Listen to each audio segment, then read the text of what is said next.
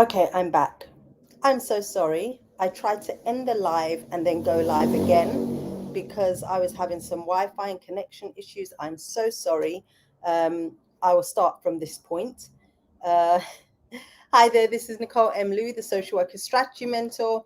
Today, I want to talk to you about having strong messaging that resonates. And the importance of this is because as we have a strong message within our business as independent social workers, we're actually able to make deeper connections, which means we're able to serve more, and opportunities will come our way within our business, which can also mean more income as well. So, and this is something that social workers don't necessarily do or think about when they're actually starting their business. And so I want us to talk about this topic. I was recently invited to speak to a group of university students, first year students, and I'd actually been asked to attend the same university a couple of years ago to do the same. And so it was lovely. It was a pleasure going back and speaking with students and talking to them about independent social work. That was really exciting. And so I just want to share with you some of the highlights that I shared with them, but also talking about this thing about mission and purpose and understanding what it means and how it relates. So if that's a topic that you're very interested in, please stick around. And if you'd like assistance and support as you start your business or thinking about independence and you want support on the journey, just DM me the word launcher and I'll reach out and we can jump on a call and talk about what you're needing and how I might be able to assist. So without further ado, let me get into the information, the content. So I was asked to speak at this university. And for those of you that have been in my community for a while or that have been on my website on the About page, you'll know that I'm on a mission to serve 744,000 social workers around the globe to start and scale their independent social work practice so that they can really experience real work-life balance. That's the main reason for me. It starts with them as social workers having better experiences within their career and being able to have more autonomy, have more time for themselves, flexibility, time for their family, because there's no way you can really serve others if you're not even serving yourself first. So that's going to be really important. And that's the basis on which I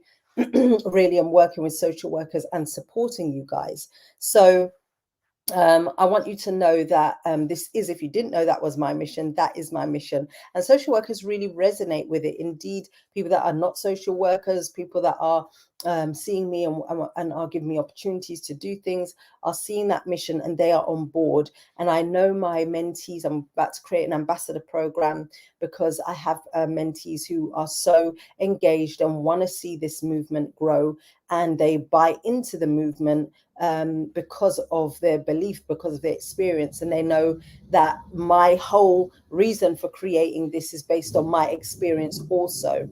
And so they understand that I know what it's like to be on the front line. It's not just something that I'm talking about that I don't get. So your mission has got to be experiential first and foremost. And this is something that I always share with my mentees. Now, as they move forward and they're creating their business, they want to be utilizing skills, passions, expertise that they are versed in, but ideally that they've experienced. And that would usually be where the passion element is, because you could be expert in something and have skills and knowledge because you've done it and worked in the area, but you may not have been somebody who's experienced the thing that you were actually doing. And so having a level of experience within what you're going to be sharing and teaching and as part of your mission is going to be important, because it's going to come from a very different place within you. And that will really connect and resonate. People know if you've been there or not been there by the choice of words that you use to resonate and connect or not. It's very transparent in that sense, certainly to me, and I think to most people. So some of the things that I shared in terms of, what I was sharing with these students was for them to be able to think about independence as an option for their career planning. And it had to be based on something. So again, it was connecting my mission and the experience of why this mission even exists with what their experience is going to be as budding social workers, and therefore how they're able to use the vehicle of independence and start thinking about it from this early on. And so it was so exciting to share the content. So some things that I spoke to them about was, and teaching them, was how they can properly utilize their student status to experience greatness and be more focused and directed, how they can actually plan their career. So some specific steps of what they're able to do. And some of this may even resonate with you as a social worker who's maybe you might be newly qualified, or you've been qualified for maybe 4 or 5 years, but you feel as though you've lost your focus and direction as to where am I going in this career? Where, what am I doing? What is the end goal? And how am I going to get there? This is relevant for you also. So how to plan your career and the important elements of strategizing, how they can actually utilize independence to make a difference in their community and doing what they're signing up to do. Because you and I that have been qualified for a number of years know that that will differ very greatly to what they think they're going to be doing to what they'll actually be doing and what it's going to look like. And some of that is going to be part and parcel of the change in the tide with things that are happening in the news and what's happening in life generally. And then finally, I gave them some effective tools that they are going to be able to use throughout the life course of their career and even where they are now as students. And so it was so fruitful. It was a really great discussion. We spoke about everything from social media to, personality types and knowing whether or not they were actually had any entrepreneurial characteristics. And so that was quite fun to share that also.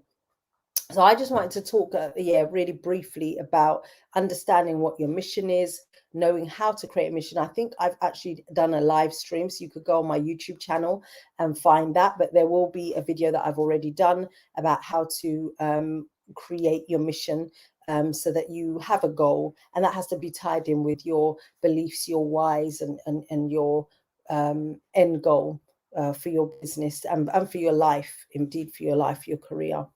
And so if this is something that you're wanting assistance with, if you're wanting support with this, to know how to do this, to understand how this connects and ties in with the bigger picture, then you can reach out to me, DM me the word launcher, and we can talk about that. You may just be a little stuck, and that might be something I could just assist you with quickly and move you forward.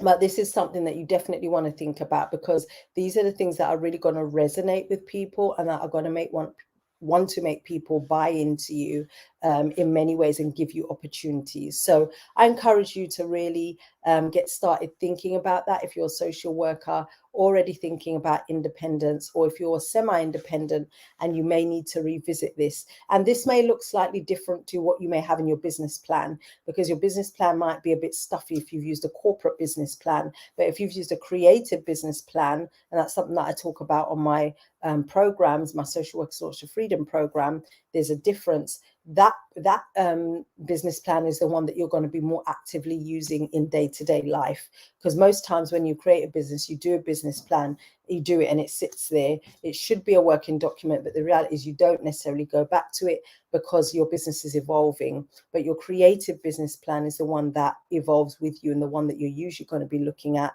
because it's the stuff that you're going to draw from to put on your website, to talk about and mention when you're live streaming and the like. So I hope that this has been helpful, and I look forward to seeing you again very soon on Thursday.